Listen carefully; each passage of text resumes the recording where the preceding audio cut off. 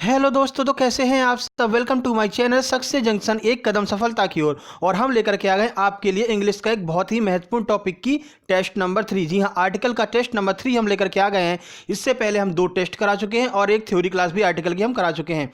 अगर आपने वो क्लास नहीं देखी है तो डिस्क्रिप्शन बॉक्स में जा करके उसकी लिंक पर क्लिक करके आप वो क्लास भी देख सकते हैं। डिस्क्रिप्शन बॉक्स पर कैसे जाएंगे तो हम आपको बता देते हैं। जो हमारा टाइटल है उस टाइटल पर क्लिक कीजिए तो नीचे डिस्क्रिप्शन बॉक्स खुल जाएगा। उसमें बहुत सारी टेस्ट सीरीज की लिंक दी हुई हैं, तो आप किसी भी लिंक पर जाकर के क्लिक करके सीधे उस टेस्ट पर पहुंच सकते हैं और वो test free of cost join कर सकते हैं। तो ये आर्टिकल का बहुत ही महत्वपूर्ण यहाँ पर सीरीज चल रही है, क्योंकि आपको पता है कि हर परीक्षा में 2 से 3 आर्टिकल के प्रश्न जरूर देखने को मिलते हैं। तो हर टाइप के प्रश्न हम आपको कराएंगे, चाहे वो कठिन हो, चाहे वो सरल हो, चाहे वो बैंक में आता हो, चाहे वो आपका एमपी पुलिस में आता हो, जेल प्रहरी में आता हो, कहीं पर भी जो है प्रश्न आएगा, वो सारे प्रश्न हमने आपके लिए यहाँ पर लिए हैं। तो आइए बिना समय गवाए चलते हैं आर्टिकल की टेस्ट नंबर 3 के पहले प्रश्न पर। पहला प्रश्न है dot dot dot number of trend horse. इसके आगे क्या लगेगा? पहले प्रश्न का आपको आंसर दिखाई दे रहा है, इसके बाद नहीं दिखाई देगा। तो ऑप्शन ए है ए, ऑप्शन बी है एन, ऑप्शन सी है दा और ऑप्शन डी है नो आर्टिकल। तो इसका आंसर हो गया सी। यहाँ पर दा लगने वाला है। क्यों लगेगा? तो आइए हम आपको बता देते हैं। यहाँ पर ट्रेंड घोड़ों के बारे में बात हो रही है, अर्थात उन घोड़ों के बारे में पहले से हम जानते हैं। और हमने आपको एक नियम बताया था कि जिस चीज़ के बारे में हम पहले से जानते हैं, पहले से हम उससे मिल चुके हैं या पहले से हम उससे बात कर चुके हैं, तो उन शब्दों के आगे हम यहाँ पर द आर्टिकल का यूज करते हैं। आर्टिकल हमेशा और हमेशा नाउन के आगे ही यूज किए जाते हैं। तो चलते हैं अगले प्रश्न की तरफ। प्रश्न नंबर 2 आपके सामने आ रहा है। आइए देखते हैं प्रश्न नंबर 2। तो ये रहा प्रश्न नंबर 2। प्रश्न नंबर 2 आपसे क्या कह रहा है, आइए आपको बताते हैं। तो देखिए, 2 यहाँ पर फिलर्स दिए हुए हैं, 2 फिलर्स आपको भरने हैं। यहाँ पर 2 आपको आर्टिकल भरने हैं, कपल वाले, जो हमने आपको पहले ही बताया था कि कभी कभी कपल में आपसे फिलर्स भरने के लिए पूछ लेते हैं।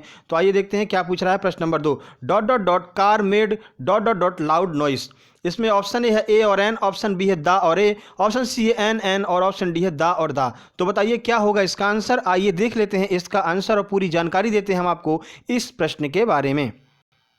तो देखिए, इसका आंसर बी, यानी कि पहले फिलर्स में दा भरा जाएगा, दूसरे फिलर्स में ए भरा जाएगा। ऐसा क्यों? तो देखिए, कार एक कॉमन नाउन है, हमने आपको बताया था कॉमन नाउन के आगे भी क्या है, आर्टिकल का यूज किया जाता है, परंतु उसकी कुछ विशेषता है। और वो विशेषता क्या है कि वो लाउड नॉइस, बहुत ज़्यादा आवाज़ कर रही है। तो यानी कि हमको उसके बारे में पहले से पता है ना कि वो बहुत ज़्यादा आवाज़ करती है, तो हम पहले से उसके बारे में जानते हैं, इसलिए उस कार के आगे हम क्या लगाएंगे, द आर्टिकल का यूज करेंगे। और बाकी जो है ना, एक फ्रेज बन रहा है मेक अ नॉइस, आपने पढ़ा है, उसी मेक अ नॉइस को यहाँ पर चेंज करके मेड अ लाउड नॉइस कर दिया। तो ए वहाँ पर ऑलरेडी आ रहा है, तो यहाँ पर भी ए आ जाएगा, मेड अ लाउड नॉइस हो जाएगा। ठीक है, उम्मीद करते हैं ये आपको समझ में आ गया होगा। तो चलते हैं प्रश्न नंबर 3 की तरफ। तो क्वेश्चन नंबर 3 आपके सामने आ रहा है। आइए देखते हैं क्वेश्चन नंबर 3। तो ये आ गया आपके सामने question number 3। This is dot dot pen that you give me. यह वही पेन है जो तुमने मुझे पहले दी थी। तो देखिए, ऑप्शन ए है द, ऑप्शन बी है ए, ऑप्शन सी है नो आर्टिकल, ऑप्शन डी है एन। बताइए कि क्या लगेगा यहाँ पर। तो यहाँ पर भी आपको दिख रहा है पहले से हमको उस पेन के बारे में पता है कि यानी ये वही पेन है जो तुमने मुझे पहले दी थी। तो जिसके बारे में पहले से पता होता है, पहले से हमारा कुछ संबंध होता है, वहाँ पर हम द आर्टिकल का यूज़ करते हैं। तो यहाँ पर भी द आर्टिकल का यूज़ होगा। क्या ये बात सही है? आइए देख लेते हैं। जी हाँ, बिल्कुल सही है, यहाँ पर द आर्टिकल का यूज होगा। तो चलते हैं प्रश्न नंबर 4 की तरफ। क्वेश्चन नंबर 4 आपके सामने आ रहा है। आइए देखते हैं क्वेश्चन नंबर 4। देखिए, यहाँ पर कॉमन एरर के प्रश्न आ गए हैं। कभी कभी आपसे सिंटेक्स एरर पूछने को आता है, यानी कि आपको बीच में स्लैश स्लैश लगा के क्वेश्चन दिया रहेगा और उसका आंसर आपसे पूछा जाएगा। तो आइए देखते हैं। प्रश्न नंबर 4 कुछ इसी तरह का है। तो the sooner slash you go slash her better it slash no error. तो बताइए क्या होगा इसका आंसर। इसका आंसर दिख रहा है, हमने देखो सॉल्व करने के लिए आपको बताया है। हम देखिए आंसर आपको कहीं भी मिल जाएंगे। हमने ये जैसे पेपर से उठाया है, हमने एमपी जेल पहरी के पेपर से, एमपी एसआई के पेपर से सीधे सीधे क्वेश्चन लिए हैं, वहाँ पर भी आपको आंसर मिल जाएंगे, लेकिन वहाँ पर कोई समझाने वाला नहीं मिलेगा। तो यहाँ पर ये ऐसा क्यों हुआ है वो बात हम आपको समझाएंगे, जिससे आगे किसी भी आप एग्जाम में जाएँ तो वो बात जो है आपके दिमाग में बनी रहेगी, कौन सा रूल इसमें लग रहा है, और आप उसका आंसर बिल्कुल सही टिक करके आएंगे। तो देखिए, the sooner slash you go here better it slash no error. तो देखिए, यहाँ पर ये आंसर सी में इसका एरर है, सी पार्ट में। क्यों एरर है आइए हम आपको बताते हैं। देखिए, the plus comparative degree plus other word plus the plus comparative degree plus other verb, यानी अगर एक सेंटेंस में 2 बार कॉम्परेटिव डिग्री आ रही हैं तो दोनों डिग्री के पहले दा ही लगाया जाएगा। तो यहाँ पर द सूनर तो सही लगा हुआ है, यू गो भी सही है, लेकिन हियर द बेटर इट होना चाहिए, हियर द बेटर इट, क्योंकि बेटर जो है वो भी कॉम्परेटिव डिग्री है और उसके आगे भी दा का यूज किया जाना चाहिए, लेकिन यहाँ पर दा का यूज नहीं हुआ है, इसलिए इसका आंसर हो जाएगा सी, यानी कि सी पार्ट में यहाँ पर एरर है। ऐसे प्रश्न आपको देखने को मिलते हैं एसएससी में बात करें, एमपी जेल पहरी की बात करें, मध्य प्रदेश एसआई की बात करें वहाँ पर भी आपको ऐसे प्रश्न देखने को मिलते हैं। तो ये एमपीएसआई का ये प्रश्न है, 2016 पेपर का प्रश्न है, जो 23 जुलाई 2016 को दोपहर में 2 बजे वाली शिफ्ट में हुआ था, वो ये प्रश्न है। सीधे सीधे हम आपको बता देते हैं, आप चाहें तो पेपर जा करके चेक कर सकते हैं। चलते हैं प्रश्न नंबर 5 की तरफ। तो प्रश्न नंबर 5 आपके सामने आ रहा है, the English slash is the language slash of the English slash no error. तो बड़ा सा कॉम्पिटिटिव सा ये आपको सेंटेंस लग रहा है। आइए देख लेते हैं इसका आंसर, और इसमें कौन सा रूल लग रहा है वो भी हम आपको बता देते हैं। आइए देखते हैं इसका आंसर।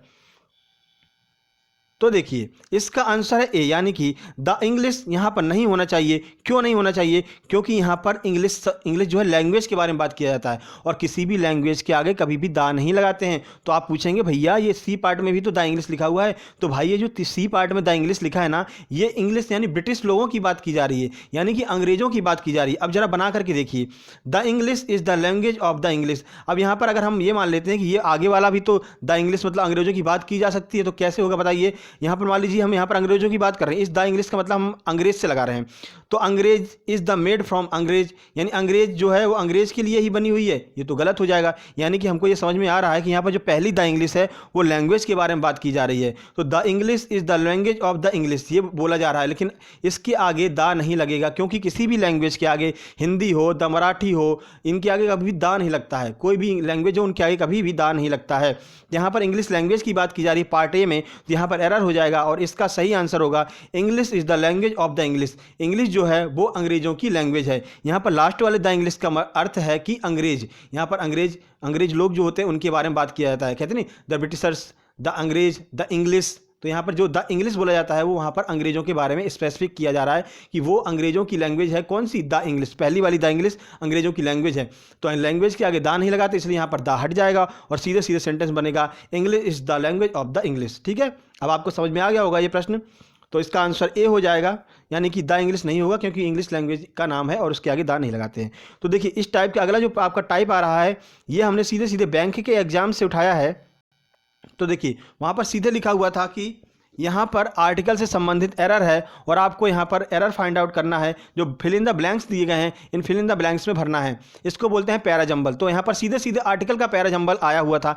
IBPS क्लर्क का ये एग्जाम है, वो सब पूरा आर्टिकल का ही पैराजंबल यहाँ पर आया हुआ था। तो देखिए हमने इसको सॉल्व करके लिख दिया है, और आपको सारे के सारे रूल्स भी बता देते हैं। तो देखिए पहला रूल्स तो ये होता है, कोई भी चीज़ अगर हमको पहली बार मिल रही है तो उसके आगे ए या एन लगाते हैं, और अगर वही चीज़ हमको दोबारा मिल रही है तो उसके आगे दा लगाते हैं। यानी कि देखो वही बात होगी ना कि पहले से हमें पता है उसके बारे में, उसके संबंध हम जानते हैं, तो हम दा लगाएंगे। और कोई चीज़ हमको पहली बार दिखाई दे रही है तो उसके आगे ए या एन लगाएंगे। ये तो बहुत ही स्पेसिफिक रूल है, कहीं पर भी ये हर जगह अप्लाई होता है कि आप जिस चीज़ को पहले से जानते हैं उसके आगे दा लगाएंगे, जिसको नहीं जानते, जिससे आप पहली बार मिल रहे हैं, उसके आगे ए या फिर एन का यूज़ किया जाएगा। और ए का यूज़ कहाँ करते हैं, एन का यूज़ कहाँ करते हैं, हमने आपको अपनी थ्योरी क्लास में बता दिया है।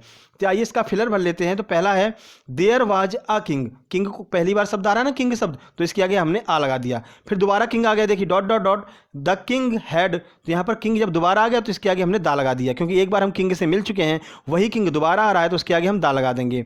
हैड अ डॉटर, डॉटर पहली बार आ रही ना, इसलिए यहाँ पर हमने ए लगाया है।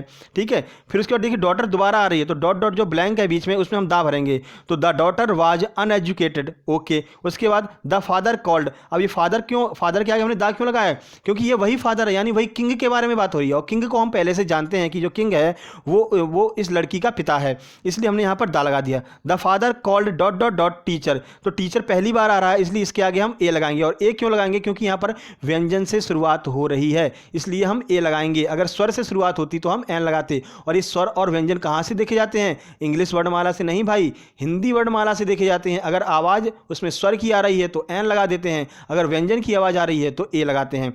यहाँ पर टी यानी टा आ रहा है, और टा क्या है? व्यंजन है, इसलिए यहाँ पर ए लगाएंगे। उम्मीद करते हैं समझ में आ गया होगा। ए टीचर, ठीक है। उसके बाद dot dot dot teacher gave. तो यहाँ पर फिर से टीचर आ गया, और टीचर को हम पहले से जान रहे हैं कि वही टीचर है, इसलिए यहाँ पर दा लगा देंगे। तो the teacher gave an English. An English क्यों लगाया? इंग्लिश पहली बार आ रहा है, पहली बात। तो दूसरी बात, इंग्लिश अगर हम बोलेंगे तो स्वर यहाँ पर निकलेगा, ई स्वर निकल रहा है, और स्वर के आगे हम क्या लगाते हैं? एन लगाते हैं। तो एन इंग्लिश। उसके बाद an English sentence to the girl, फिर हम गर्ल को हम पहले से जान रहे हैं कि वही गर्ल है जो उसकी डॉटर है, तो इसके आगे हमने क्या लगाया, द शब्द लगाया, द आर्टिकल का यूज किया। उसके बाद फिर से गर्ल आ रहा, dot dot dot the girl translated the sentences, तो क्या हुआ, गर्ल दोबारा आ गया तो फिर से हमने द लगा दिया, और the girl translated the sentences. अब ये वही सेंटेंस है जो उसको टीचर ने दिया था, उन्हीं सेंटेंस को तो दोबारा से सॉल्व कर रही है गर्ल, तो इसलिए फिर से उस सेंटेंस के आगे हमने दा लगा दिया, क्योंकि ये वही सेंटेंस है जो टीचर ने उसको करने के लिए दिया था, तो दा लगा दिया। उसके बाद the father made the girl, यहां पर फिर से फादर आ गया, और फादर कौन है, वही किंग जो है वही इसका फादर है, तो फिर से हमने दा लगा दिया। मेड द गर्ल, और गर्ल फिर से आ गई, और ये वही गर्ल है जिसके बारे में हम पहले से बात कर चुके हैं, तो फिर उसके आगे हम दा लगा देंगे। एंड द टीचर, और ये वही टीचर है जिसके बारे में हम पहले से ही जान चुके हैं, जो इस लड़की को पढ़ाने के लिए आई थी, तो उसके आगे फिर से हमने दा लगा दिया। द टीचर वेल लॉक्ड, यहां पर मतलब टीचर को वहां पर पढ़ाने के लिए रख लिया गया। एक बार हम आपको सरसरी निगाह में पूरा का पूरा आपको पढ़ के बता देते हैं। There was a king, the king has a daughter, एक किंग था और उसकी एक लड़की थी। द डॉटर वाज अनएजुकेटेड, यानी कि वो लड़की जो है वो अनपढ़ थी। The father called a teacher, यहां पर जो फादर जो किंग था उसने एक टीचर को बुलाया। The teacher gave an English sentence to the girl, teacher ने जो है कुछ इंग्लिश के सेंटेंस गर्ल को दिए करने के लिए। The girl translated the sentences, यानी कि गर्ल ने थोड़ा बहुत उसको ट्रांसलेट किया। The father made the girl, और जो उसका पिता था उसने उस गर्ल को शाबाशी दी। And the teacher well locked, और टीचर को पढ़ाने के लिए रख लिया गया। तो ये था एक पैरा जंबल। उम्मीद करते हैं पैरा जंबल आपको समझ में आ गया होगा बाकायदा अच्छी तरह से। तो अगर आपको हमारी ये ट्रिक पसंद आई हो तो एक बार लाइक का बटन जरूर दबा दीजिएगा।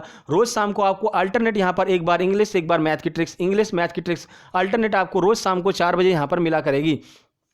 तो और मतलब और भी आपको वीडियो चाहिए, अगर और भी आपको वीडियो चाहिए, टेस्ट सीरीज चाहिए, साइंस की टेस्ट हमारे वीडियो में नीचे दी हुई है डिस्क्रिप्शन में, science, Hindi, math, GK, current affair सारी की सारी टेस्ट आपको मिल जाएंगी हमारे चैनल के अंदर, और बाकायदा ट्रिक की सहायता से। हिंदी तो हमने पूरी ट्रिक की सहायता से ही कराई है, 30 मिनट में 100 वर्ड हमने आपको याद कराए हैं बिल्कुल ट्रिक्स और कीवर्ड की सहायता से। तो वो वीडियो भी जाकर के देख सकते हैं आप डिस्क्रिप्शन बॉक्स में। तो अगर आपको ऐसी अन्य ट्रिक चाहिए तो आप हमारे चैनल पर पहली बार आए हैं तो एक बार चैनल को सब्सक्राइब कर लीजिएगा और बेल आइकन भी दबा दीजिएगा, तो आपके पास नोटिफिकेशन तुरंत ही पहुंच जाया करेगी। तो जल्द ही मिलते हैं अगली वीडियो में, तब तक के लिए नमस्कार।